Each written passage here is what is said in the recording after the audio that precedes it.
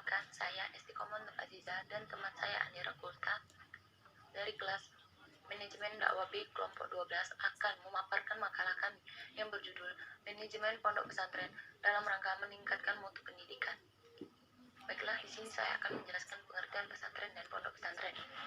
Istilah pondok pesantren bisa disebut dengan pondok saja atau dua kata ini disebut dengan pondok pesantren. Secara esensial, semua makna ini mengandung makna yang sama kecuali ada sedikit perbedaannya.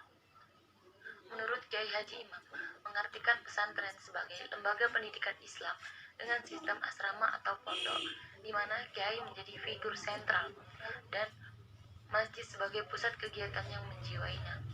Sedangkan pondok pesantren dapat diartikan sebagai tempat atau komplek para santri untuk belajar atau mengkaji ilmu pengetahuan agama kepada kiai atau guru ngaji.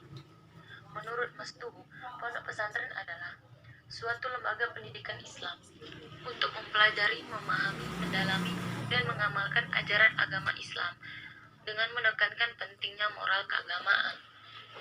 Selanjutnya, sejarah pondok pesantren. Pada zaman dahulu, kiai tidak merencanakan bagaimana membangun pondoknya. Namun, yang terpikir hanyalah bagaimana mengajarkan ilmu agama supaya dapat memahami para santri. Pondok pesantren Indonesia memiliki peran yang sangat besar, baik bagi kemajuan Islam maupun bagi bangsa Indonesia secara keseluruhan. Berdasarkan catatan yang ada, kegiatan pendidikan agama di Nusantara sejak tahun 1596. Kegiatan agama inilah yang kemudian dikenal dengan nama Ponpes atau pondok pesantren. Bahkan dalam catatan Howard M. Federspiel, salah satu seorang mengkaji keislaman Indonesia menjelang abad ke-12, pusat studi di Aceh, Palembang, Jawa Timur, dan Sulawesi telah menghasilkan tulisan penting dan telah menarik santri belajar. Ada 3 fungsi pondok pesantren. Yang pertama, transmisi dan transformasi ilmu Islam. Yang kedua, pemeliharaan tradisi Islam. Yang ketiga, regenerasi ulama. Pesantren juga telah mengembangkan fungsi sebagai lembaga solidaritas sosial dengan menampung anak-anak dari segala lapisan masyarakat muslim dan memberikan pelayanan yang sama kepada mereka tanpa membedakan tingkat sosial ekonomi mereka. Baiklah, cukup sekian presentasi dari saya. Setelah itu akan dilanjutkan oleh teman saya, Anira Kulta. Baiklah, terima kasih saudari Istiqomah Nur Aziza. Sebelumnya perkenalkan, saya Anira Kulta. Saya akan menjelaskan pembahasan berikut. Yang pertama tentang prinsip-prinsip pondok pesantren. Dalam pondok pesantren memiliki prinsip-prinsip yang dijiwai dalam panca jiwa pondok pesantren, yakni diantaranya pertama, ikhlas, yaitu jiwa keikhlasan. Jiwa keikhlasan di sini, pondok pesantren tidak didorong oleh keinginan memperoleh keuntungan-keuntungan tertentu, melainkan semata-mata untuk beribadah.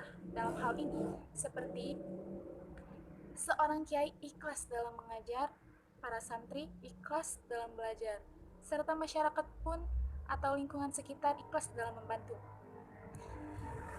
Yang kedua yaitu memiliki jiwa kesederhanaan. Jiwa kesederhanaan di sini mengandung unsur kekuatan atau ketabahan hati, penguasaan diri dalam menghadapi perjuangan hidup dengan segala kesulitan. Nah, yang ketiga, memiliki jiwa kesanggupan menolong diri sendiri atau berdikari.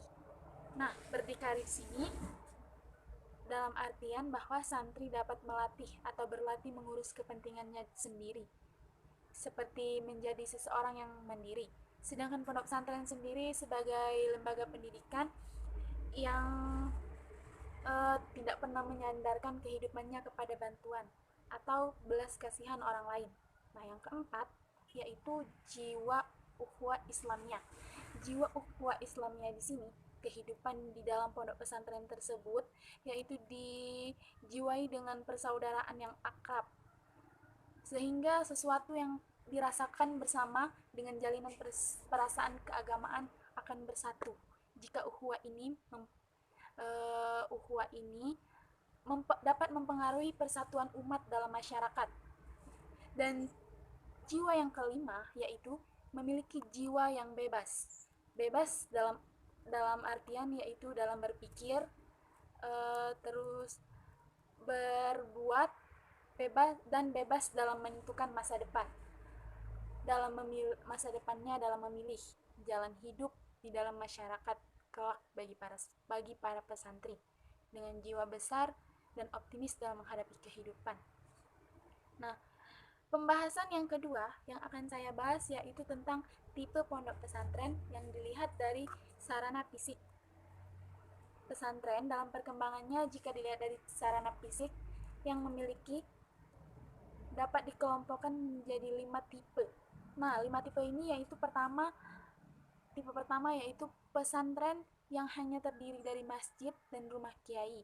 Dan tipe kedua, selain adanya masjid dan rumah kiai, di dalamnya telah tersedia pula bangunan berupa pondokan atau asrama bagi para santri yang tinggal di tempat yang jauh. Dan tipe yang ketiga yaitu telah memiliki masjid, rumah kiai, serta pondok. Di dalamnya juga diselenggarakan pengajian dengan metode sorongan, bandongan, dan sejenis lainnya yang berfungsi guna untuk belajar para santri, baik ilmu umum maupun ilmu agama. Dan tipe yang keempat yaitu pesantren tipe ini telah memiliki pondok, masjid, rumah kiai, juga telah dilengkapi pendidikan untuk pengembangan keterampilan lainnya seperti lahan untuk peternakan, pertanian, dan tempat untuk membuat kerajinan, koperasi, dan lain sebagainya. Dan tipe kelima ini bisa dibilang telah berkembang sehingga bisa disebut sebagai pondok pesantren modern. Ya, seperti sekarang ini banyak dijumpai pondok pesantren modern.